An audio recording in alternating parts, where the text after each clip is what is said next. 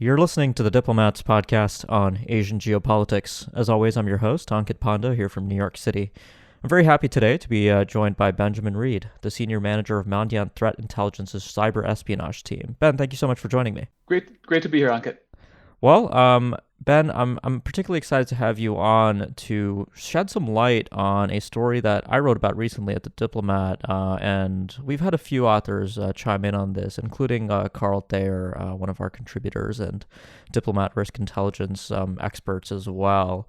And this story pertains to Vietnam's suspected use of offensive cyber capabilities to conduct intelligence seeking activities within the Chinese public health apparatus. And of course, we're having this conversation in the backdrop of a global pandemic that originated in Hubei province in China in December, potentially a little earlier than that. And your firm was at the center of the investigation that's been widely covered, including at the Diplomat, that a cyber threat actor known as APT-32, thought to have links to the Vietnamese state, carried out these operations against the Chinese entity. And I personally found that really fascinating. So one of the things I reflected on at the Diplomat when I was writing on this is that, we're starting to see public health intelligence activities being conducted through offensive cyber means. I'm personally not familiar with previous examples. Maybe there are previous examples of state-sponsored groups conducting activities like this. But what makes the Vietnamese case particularly interesting to me is is when we look at the actual successes that the Vietnamese government has had in its COVID-19 response domestically. And it's difficult to ascertain in the public how much the suspected cyber activities actually contributed to that effort indigenously or within Vietnam as far as the country's own response goes. But it's certainly something that I'd be interested in learning a little bit more about. But anyways, before I waste all of our time talking myself, I'd love to hear from you. But maybe you can tell our listeners a little bit about yourself and your background before we delve into today's conversation. Sure. Well, I just want to say, first time, long time, I'm a big fan of the podcast, so really happy to be here with you. So I've been the manager for 3 years and been on the Mandiant Threat Intel team for 5 years. And we are a private company that tracks nation state hackers worldwide. We do a variety of things, but my team is focused on really sort of finding this malicious activity, seeing who it's targeting, attributing it, and building profiles of what sort of China-sponsored, Russia-sponsored, Vietnam-sponsored cyber actors are up to for sort of government and commercial clients. Mm-hmm. And so with that said, do you want to tell us a little bit about the core findings of your recent APT-32 investigation? As far as I understand, APT-32 was first identified around 8 years ago in 2012. But maybe you can tell us a little bit about the recent findings with regard to Vietnam, China, and COVID-19. Sure, yeah, we think they've been around since then. I mean, anytime you sort of do a big attribution, you kind of find a little bit of stuff that you missed earlier. But in this specific instance, what we found was multiple spear phishing emails sent, we believe, by APT-32 to both China's sort of public safety apparatus as well as specifically the Wuhan government. And what was they sort of it seemed to be a fairly methodical operation. The first emails really just didn't have any malware attached to them. They just had what's called a tracking pixel. So when you open the email, your email application sort of does a call out to try to retrieve a remote image, the same way it would sort of for any type of image in the email. But this is usually a 1 pixel email that just gives the sender a notification that it was opened by the victim. This is something that's used for legitimate purposes in marketing, things like that. But the first email we uncovered on January 6th just had this tracking pixel, didn't have any malware. And then we believe subsequent emails sort of continued to use this tactic and were sent to multiple agents, parts of the Chinese government. And we believe the subsequent emails did have sort of essentially malicious documents attached. So it would be something topical, either about the response or things like that. And then when the victim opens it, it would sort of try to install malware. Right. And I guess on a tactical level, is that the initial email that just contains the tracking pixel, is that a way for the APT-32 attackers to basically figure out if the emails that they're sending are likely to be opened in the first place before they begin using that as a malware vector?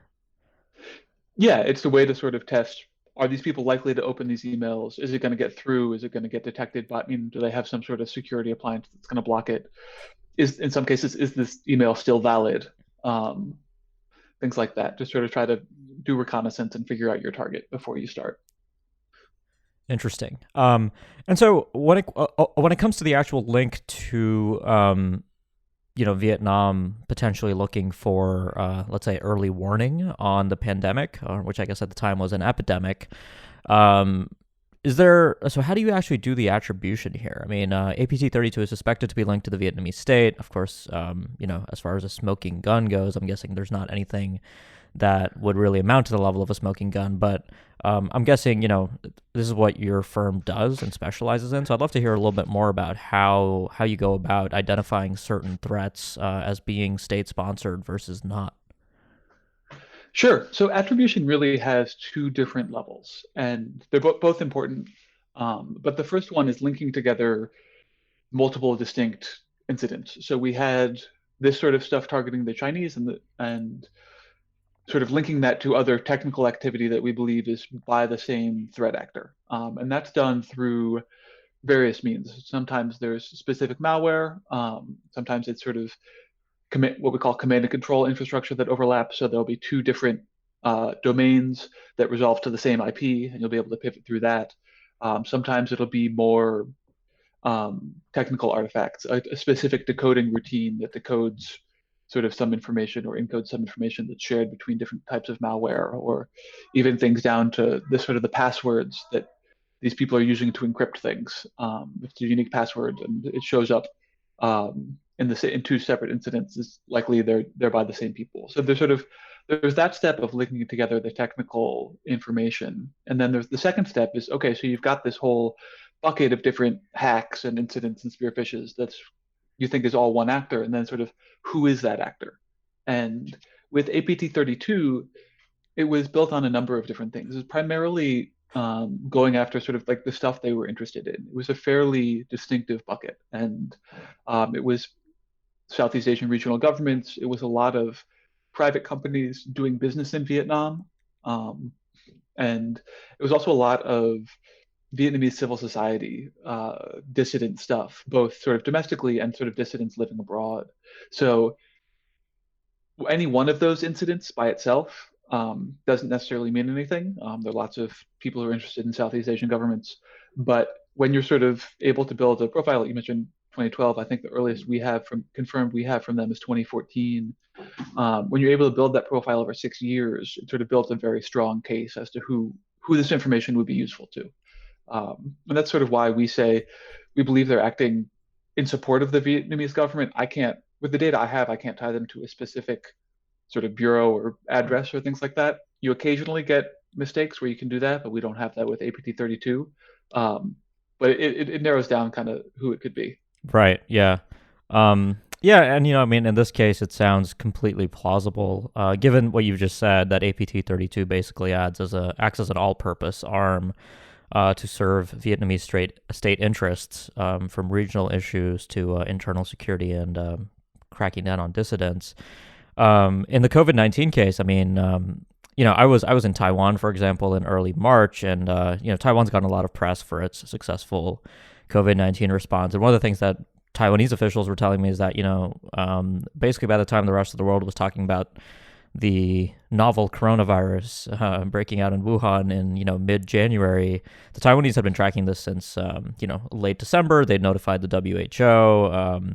So they had early warning because Taiwan spends considerable resources tracking the Chinese language media, in which you'd had reports crop up and get deleted by the Chinese censorship apparatus in December about this potential mysterious new pneumonia-like disease in Wuhan. So the Vietnamese do a lot of the same thing, right? I mean, geopolitically speaking, the Vietnamese have been quite skeptical of China. Some people have made the case that Vietnam, as a fellow one-party communist state, understands the incentives that exist in such systems to not allow information to freely flow, and certainly they understand China, why China might do that. And of course, Vietnam remembers SARS as well, in 2002, 2003. So I mean, we also know that the U.S. National Center for Medical Intelligence had intel that contagion was spreading through Hubei. So it seems plausible to me that the Vietnamese would have tasked APT-32 with this, going back to as early as December. But do you want to tell us a little bit about the timeline? Because in the original report that you guys put out, the timeline looks quite interesting in that it seems that the Vietnamese were quite early in attempting to penetrate Wuhan public health authorities when it came to this. Yeah, the earliest, like I said, the earliest we have is January 6th, and I mean we have only a partial picture of what was going on. Hmm. We don't do that much business in mainland China, but the sort of the from the information we were able to gather, it was definitely started that early, but it was sustained. We sort of saw continued spearfishing through January, February, into March, and I think even early April. So it was definitely something that they were continuing, something that they were being methodical, but as I said, with sending the email with just the tracking pixel, but was a high priority, and what was from very early. Hmm. Hmm. And how? I mean, this is probably a difficult question to answer, but is this something that you think we can expect to see elsewhere in the world? I mean, this whole notion of countries using offensive cyber means to inform things like public health policy, right? So, I mean, one of the issues with offensive cyber capabilities is, I mean, granted, tracking pixels and email-based malware seem fairly rudimentary, but you risk burning vulnerabilities that you can't use in the future. So, do you think that the fact that the Vietnamese did this tells us anything about the seriousness with which they viewed the COVID-19 situation early on, going back to January? I mean, I think it definitely means it was a priority for them. I wouldn't, you should always be careful reading a lot into what seem to be fairly straightforward methods. What we see a lot of these actors do is that's where you start.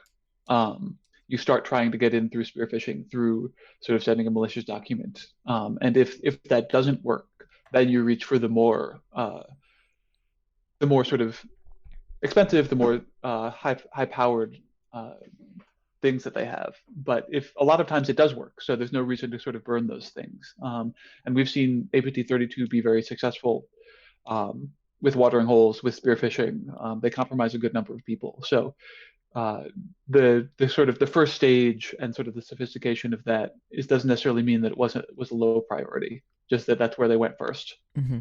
All right, so zooming out a little bit, I'd love to talk to you a little bit more about these, the cybersecurity interactions between Southeast Asian countries and China more broadly. So first of all, I mean, while we're talking about Vietnam, when it comes to the indigenous offensive cyber capabilities of many of these Southeast Asian countries, is Vietnam really the most sophisticated, or are there other countries in the region that you think deserve mention as well? Vietnam's the sort of the most sophisticated that we've been able to really profile like this. It Right. wouldn't surprise me if there were others going on, but they're not, neither sort of as they're not as prolific. Um, I think you have sort of some technologically advanced countries in Southeast Asia that I think are probably capable, but I think Vietnam's definitely sort of the most wide-ranging. And the interesting thing about them is they really use cyber for in a lot of different contexts. It's not sort of a pure sort of traditional espionage. They've used it to target companies doing business in Vietnam. We think both potentially to support kind of negotiations in sort of how much people are going to pay for things, Hmm. but also potentially in support of like law enforcement or tax enforcement things to try to see if people were cheating on their taxes. So it's been very much a tool that they like to use. Right. But it is the sort of the most prolific out of Southeast Asia. Yeah, and what about on the flip side? I mean, I know that Mandiant Threat Intelligence does a lot of work on China-based threat actors. Certainly, China receives a lot of attention when it comes to offensive cyber capabilities. But what are some of the ways in which, or some of the case studies you think our listeners should be aware of when it comes to China's interactions with Southeast Asian countries on the cyber front? Sure. So I think Southeast Asia is really interesting because in some ways, China is operating there in the same way it was operating against the US maybe 5 or 6 years ago, where they're very active, they're fairly loud, They're fairly comprehensive, going after a lot of victims. And whereas some of the stuff against the US, China is definitely still active against the US, but that's where they seem to be, they're more worried about getting caught. They're sort of trying to be more stealthy. They do get caught, but you see sort of that. Whereas the Southeast Asia things tend to be, it's groups that sort of haven't invested as much in sort of higher level capabilities. So they're probably, our assessment is that they're both, the defenses aren't as well funded there, so they can use those capabilities, and there's less sort of political ramifications for sort of being outed targeting a Southeast Asian country. And in terms of what we've seen from them, there's a couple of different things where we've seen. Obviously, there's the traditional government stuff, going to ministries of foreign affairs, ministries of defense. That's been going on. It's interesting. But the three things I want to mention. The first is in regards to sort of health stuff. Um, we haven't seen, it hasn't necessarily been in that vein of sort of pandemic preparedness, but we have seen sort of health institutions in Southeast Asia targeted by China. We think this has been more along the lines of the Anthem targeting in the US, where it was sort of societal surveillance, big data, kind of trying to get a lot of information on people. Hmm. But we have seen China sort of hack into sort of healthcare systems, things like that. And I do want, and when people get into sort of attack versus hacking, like those things get sort of used interchangeably. But I think it's important to, it does, there is a separation between getting in, gathering data versus going in, like shutting off the power to a hospital and deploying ransomware so they can't help people. So what we've seen from China has been that information gathering. The second one is related to that. They've really been over the last couple of years going after sort of telecoms, travel agencies, things that sort of facilitate further surveillance, airlines, things like that. So we've seen this with a group we track as APT40, in multiple places in Southeast Asia. They'll go after airlines and then they'll search for specific travelers who are traveling in and out. So they're very well incorporated with the rest of the traditional intelligence or the human intelligence side of it. And that's really been a change in how China does things, where cyber is not on its own, cyber is integrated, and they're doing that. We've also seen that with telecoms, where they'll go into a telecom and they'll have specific phones that they want to capture the text messages from. They'll have the IMEA numbers, and do that. So it's really been cyber sometimes to get the specific data that a specific foreign ministry or company has, but sometimes they'll do intrusions into companies that sort of enable broader surveillance. Hmm. And so, I don't know if you can speak to this, but broadly speaking, in Southeast Asia, how aware are large, let's say, private sector corporations about the risks that arise to their operations and their interests from, let's say, Chinese cyber surveillance and espionage activities? Is this something that's actively at the top of the agenda for many of these companies and actors? There's a lot of diversity. We have seen sort of the Asia Pacific. One of the things that sort of the Mandiant, our big M Trends report, it does a stat on sort of how long from initial breach to detection. And Asia has consistently been behind where North America and Europe are on that. So there is sort of a lag in the detection capabilities, but you see some companies that are taking it seriously and some that either don't have the resources or sort of view it as a sort of something that's not worth investing in. I mean, we've definitely done those notifications to companies, to governments. We're like, hey, it looks like based on some data we have that you've got a problem with the Chinese in there, and they're like, oh, it's okay, it's okay. So there are some companies that are, but there are a lot where it's just not at the top of their worries. Hmm. Hmm. So, one other thing I wanted to just maybe talk to you a little bit about, not really related to Southeast Asia per se, but one of the things that we've been particularly interested in at the Diplomat, we had Russell Shao write about this for our magazine on Taiwan, was the ways in which China, particularly since 2016 and the election of Tsai Ing-wen and the DPP government in Taiwan, has stepped up its cyber efforts in Taiwan. Of course, this has been ongoing for a long time, even in the KMT days. But I was wondering if you could talk a little bit about the broad contours about what you guys see when it comes to the mainland's activities across the Taiwan Strait in the cyber realm. Sure. They're definitely really active. I mean, not that that comes as a surprise, but we've seen targeting of sort of the full spectrum of Taiwanese society, from governments, local governments, universities, as well as private industry. And it's been consistent. The interesting thing for me is you've also seen sort of reporting. We've uncovered some of the sort of overt information operations, some sort of propaganda sort of acknowledged by the Chinese government, where they're putting their name on it. Some more sort of inauthentic behavior. But we haven't seen anything like the Russia playbook of really mixing the two.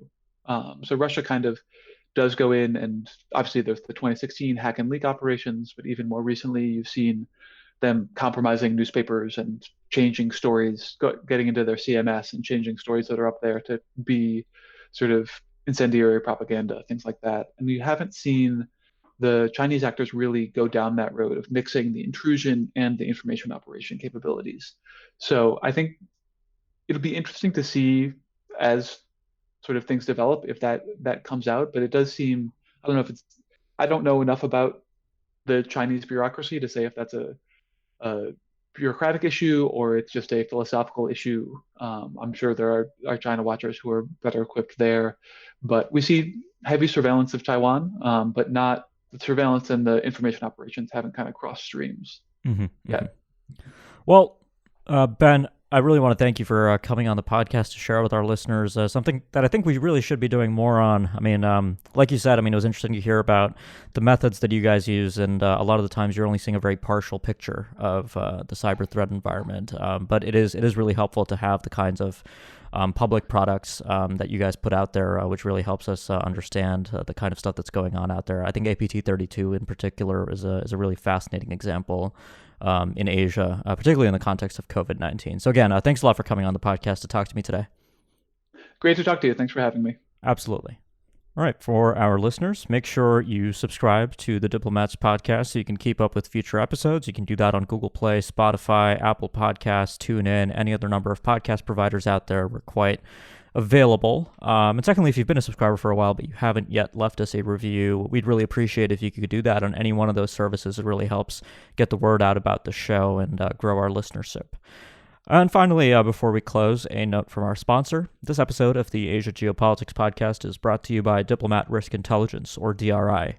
DRI is the consulting and analysis division of The Diplomat, the Asia-Pacific's leading current affairs magazine. Since its launch in 2002, The Diplomat has been dedicated to quality analysis and commentary on events and trends in Asia and around the world, and is now one of the most respected publications covering the region. DRI inherits this approach and offers clients in the private, public, and nonprofit sectors worldwide access to an exclusive network of subject matter experts and analysts. Whatever your needs in the wider Asia-Pacific region, DRI can offer the knowledge and expertise necessary to anticipate and manage geopolitical and geoeconomic risk. For more information, please visit dri.thediplomat.com.